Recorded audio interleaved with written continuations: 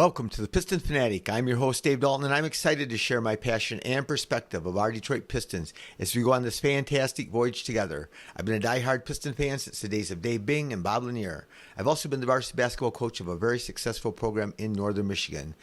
I want to thank you all for listening. Please subscribe and click on that like button. The streak's over.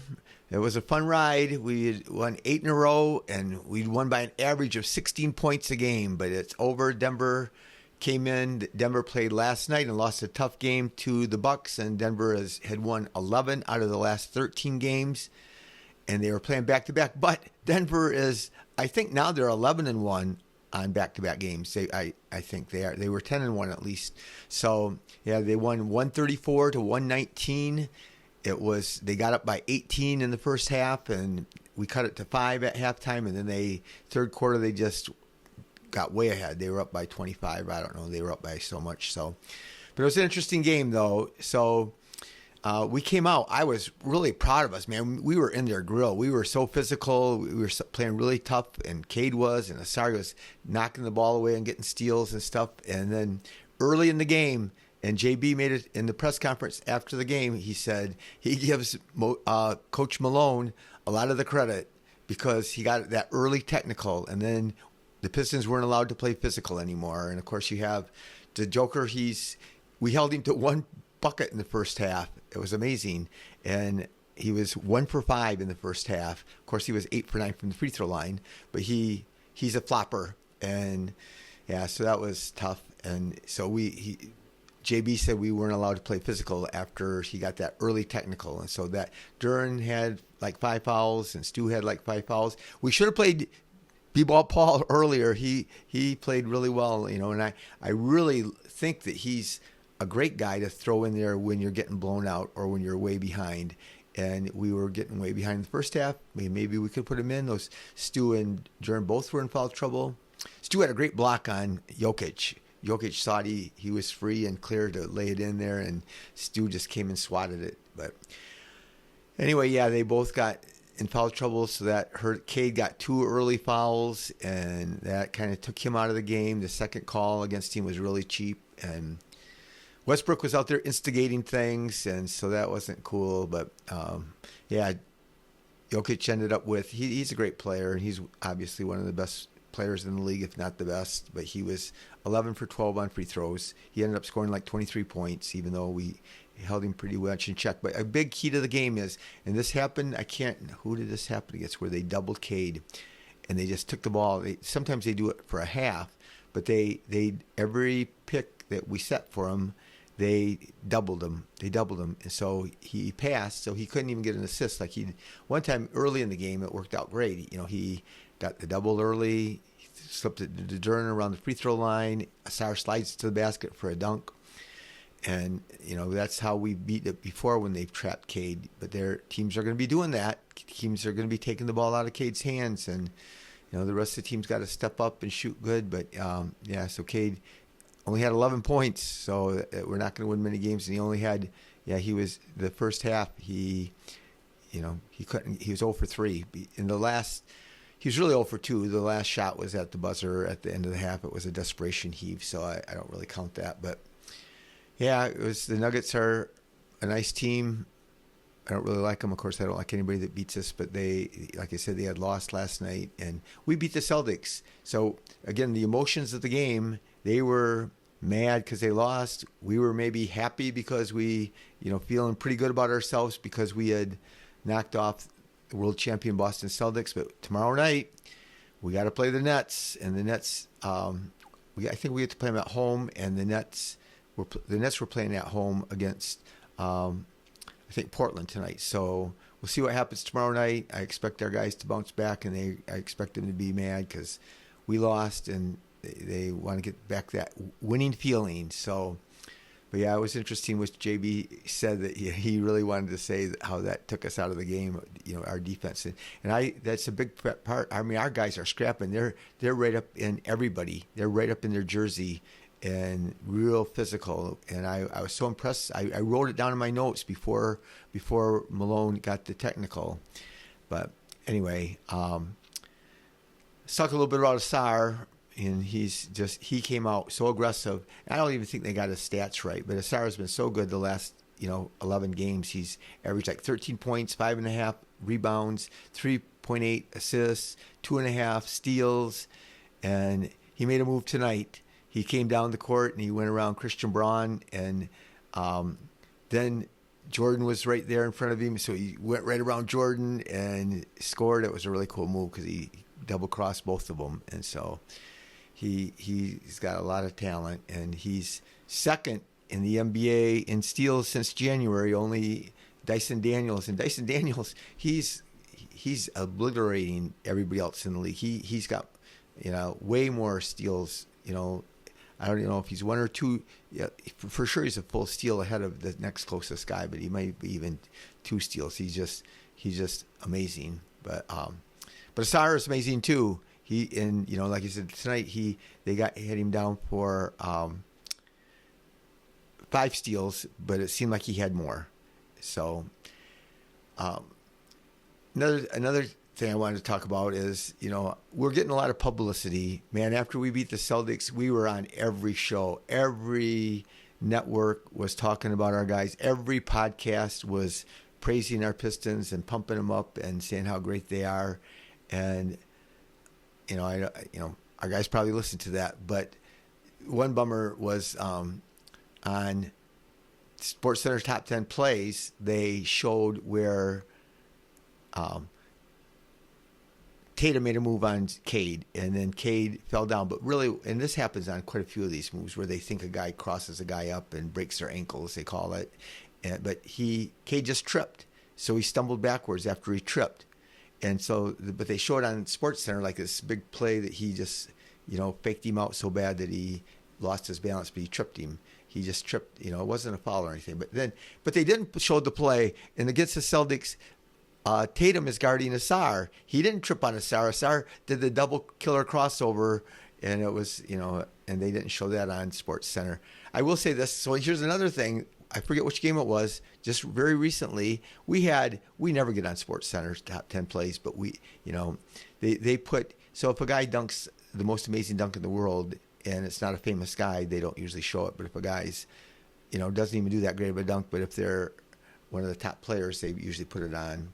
But we had two in the top 10 plays in just one of our last 2 or 3 games, where one of them was when a guy tried to dunk it at the rim and Stu went up and blocked it. So that was one of the plays. And then it was that alley-oop where Duran leaned way back and Cock grabbed it and from far away from the basket and flushed it.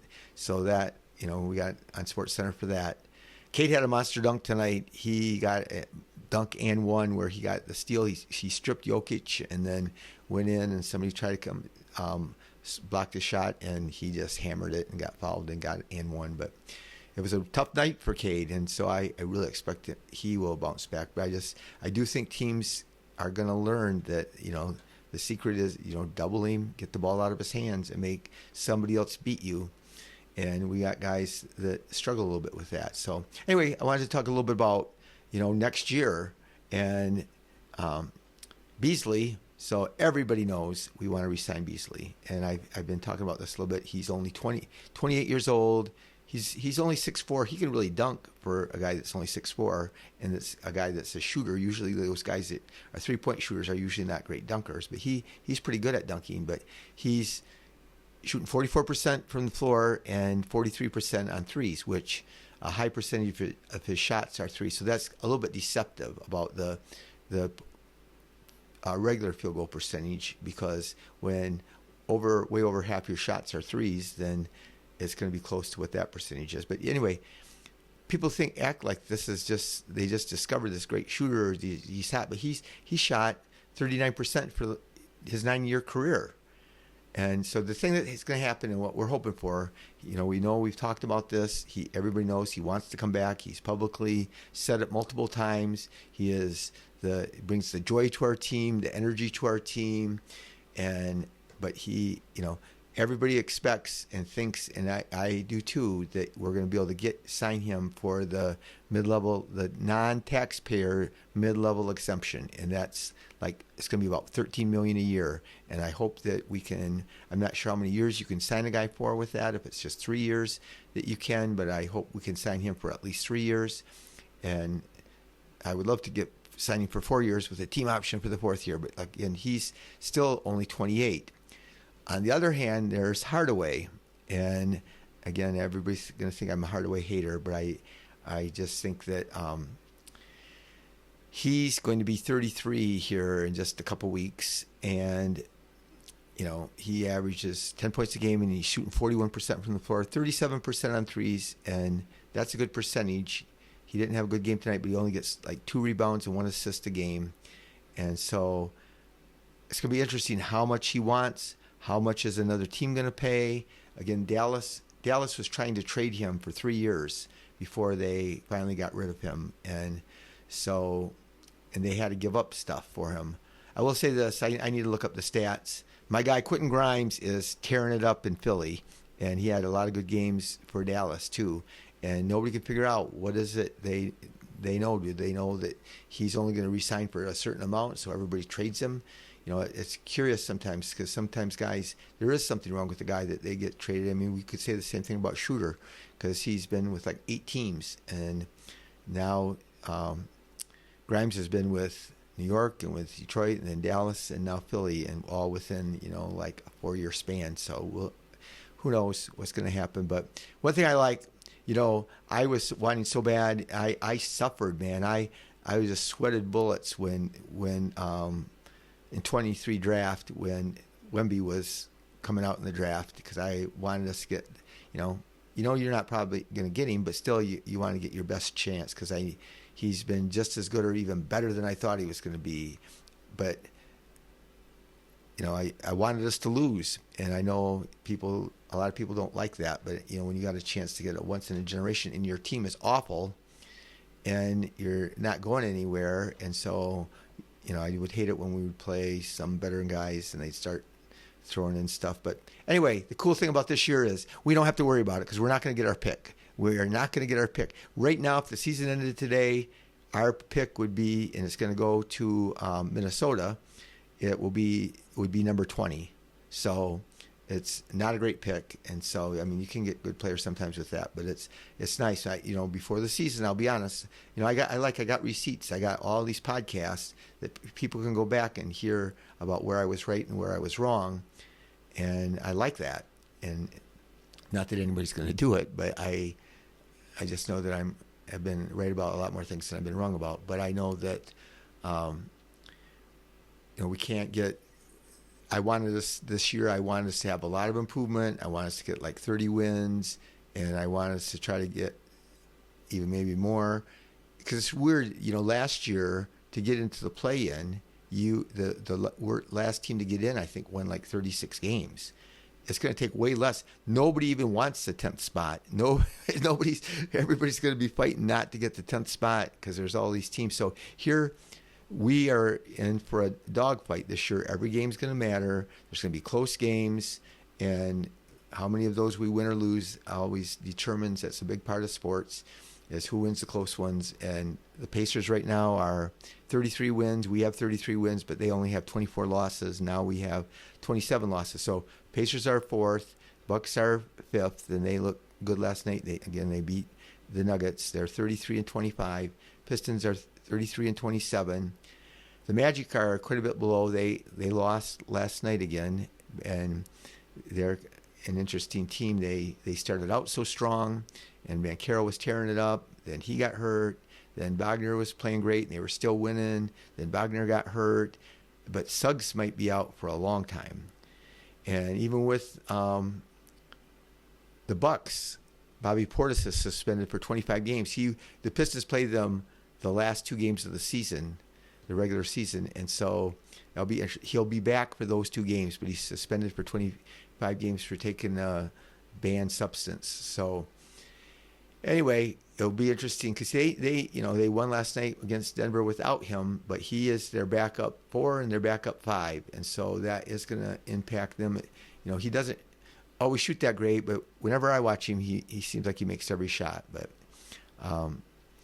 yeah, and so, but after that, the Heat and the Pacers are playing tonight. It was like a 1-point game, so I don't know who won that game, but it'll be interesting to see how the Heat does.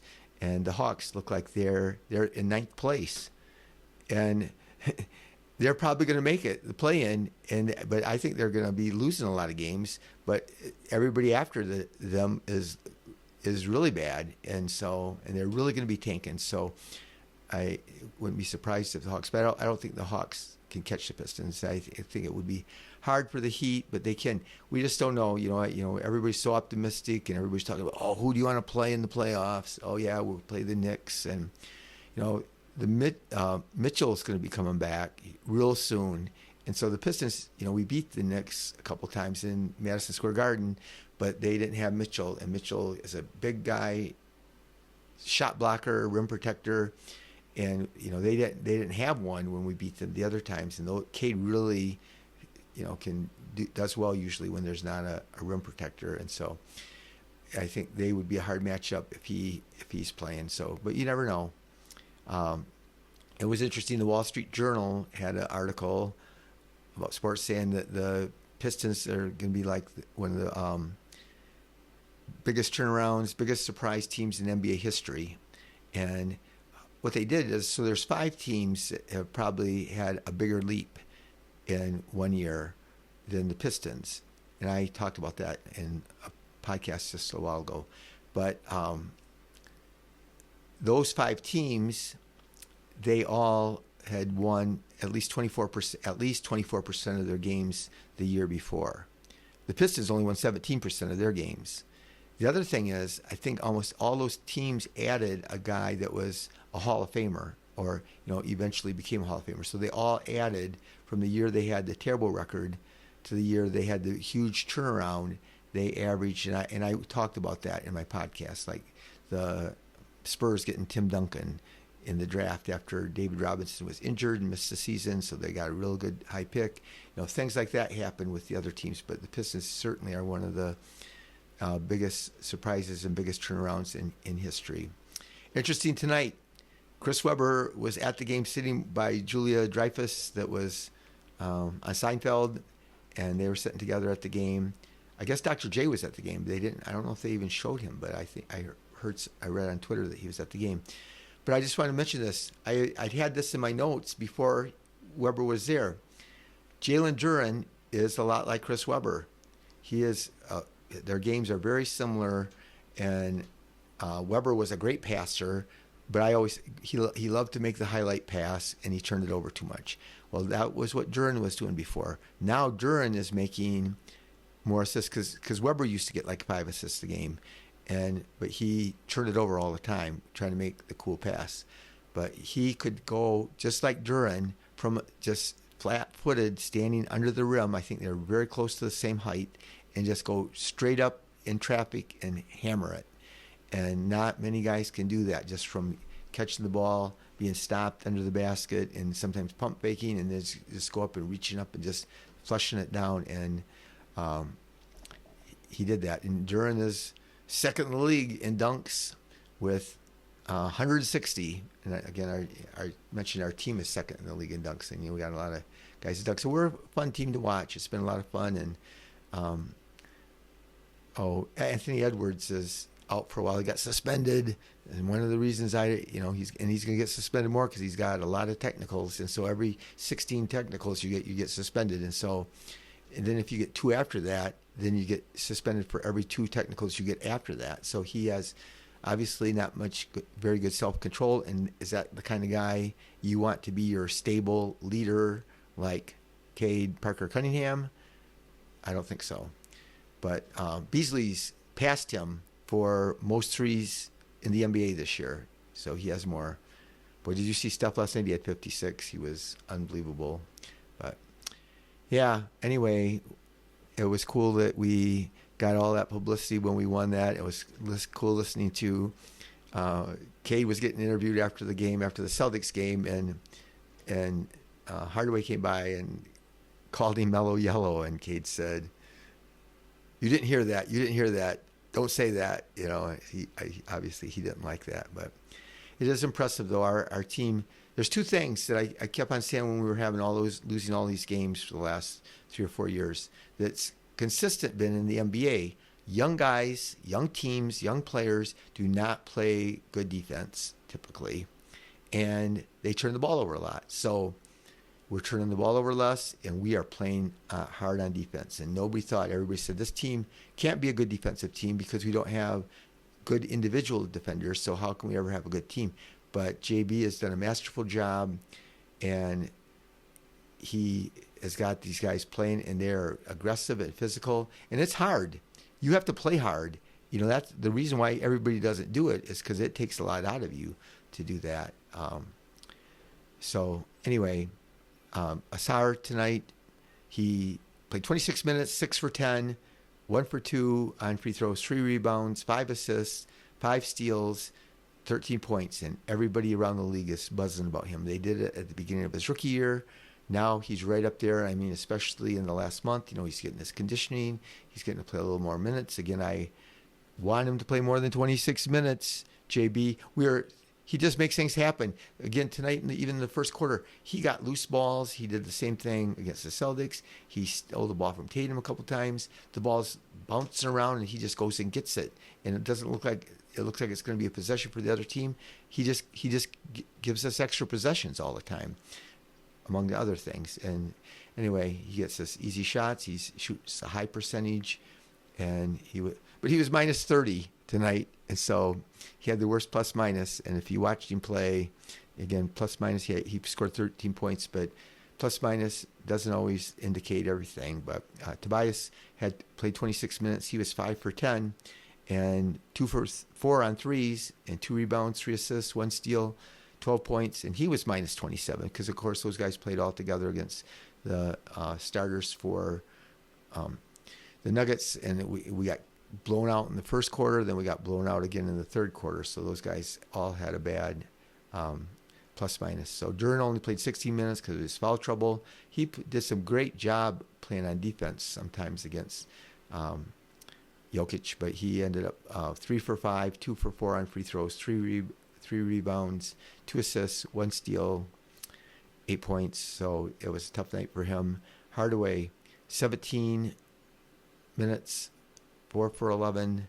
Again, we didn't play our starters in the fourth quarter, and he was 1 for 7 on threes. And first quarter when we were struggling, he drove in for 1 shot, got it blocked, and he got a 3 blocked. And they weren't good shots, but he played those minutes. He had 1 rebound and 2 assists, 10 points. Cade played 28 minutes. He was only 3 for 12.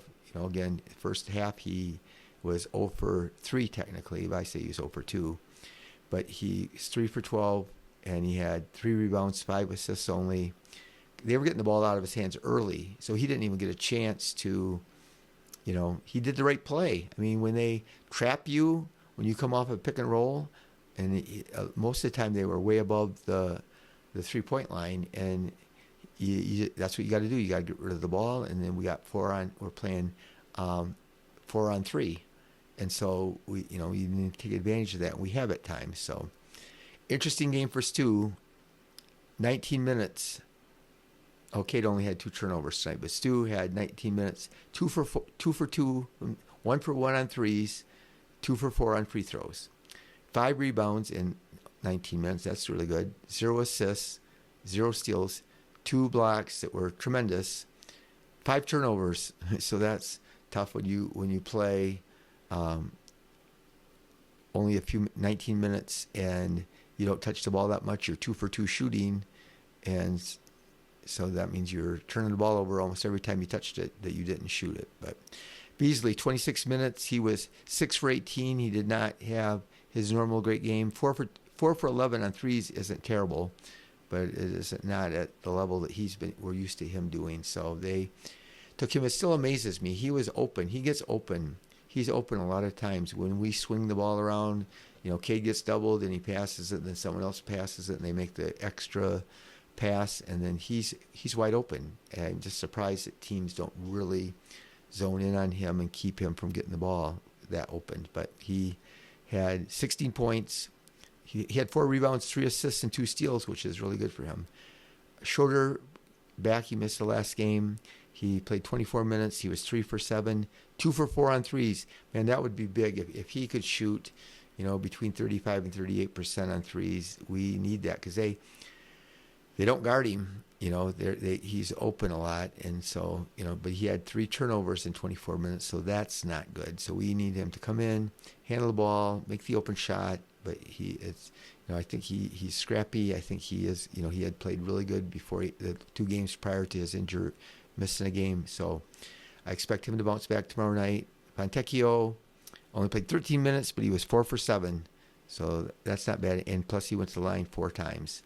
And he was 3 for 4, and he had 12 points. And just 12 points in 13 minutes. So he was plus 12. He had the best plus minus. So Holland got in a scrap. Him and Westbrook got into it, and he gets into it with everybody, and I don't mind it. I like how scrappy he is, and I like how fearless he is, and I like how active he is, and so that causes a lot of guys not to like him because he's always, following him and stuff. But anyway, he was 3 for 5, which is great. 0 for 1 on threes, 2 for 2 on free throws, 4 rebounds, 1 assist, 1 block, and 8 points. So he had a good game. B-Ball Paul, again, we all say it. A lot of you say it. Why doesn't he play more? And especially we had these 2 guys that are in terrible foul trouble. But Paul Reed comes in there, 12 minutes. He's 4 for 6. And some of it was in garbage time against their second team. But some of it wasn't. But he had 4 for 6, 4 rebounds, 2 assists, 2 steals, 8 points. So the thing about a guy like him, if you're not going to play him, and I understand, Duran's played great for us and Stu's played great for us. So you can't play. It's hard to play 3 guys. But in a game when they're both in foul trouble and everything is going so badly for us, and sometimes you just need to mix it up like that. And so, but Jamal Murray was sensational tonight. Not that big a fan of how he acts, but he was 36 points, 5 for 9 on threes. And, he was shot the lights out. He's played great lately. So he struggled the first part of the year. And then now he's really come on and played great. And the Nuggets, though, shot 56% from the field and 55% on threes. So this wasn't our night. And it's not like we just played terrible defense. Sometimes we didn't rotate quick enough. But they shot 55% on threes, and a lot of them were contested. So, and they had 20 turnovers.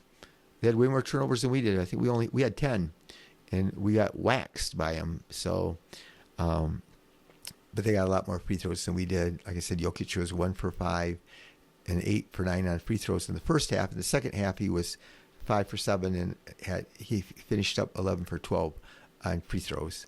17 rebounds, 15 assists, so 23 points, and it felt like we just shut him down the first half, and then he still had that game. But you got guys like Christian Braun. He was tough tonight. He was 10 for 14 tonight, and so he really hurt us. He had 23 points. He was 2 for 3 on threes, and I was happy though. Westbrook was a minus 16. We get blown out, and Westbrook's still minus 16. Michael Porter Jr., 28 points, 6 for 7 on threes, and he's a 3-point shooter. He can shoot it, and he's 6'10", and so he can shoot over top of people a lot of times. So, not the best game for us, but I thought we were gonna have ups and downs, but it was bound to happen. But anyway, thank you for listening. Hope that you listen to this podcast, share it with a friend, tell somebody about this podcast, and hope to see you tomorrow night against the Nets, and be the reason that somebody feels heard. And go Pistons.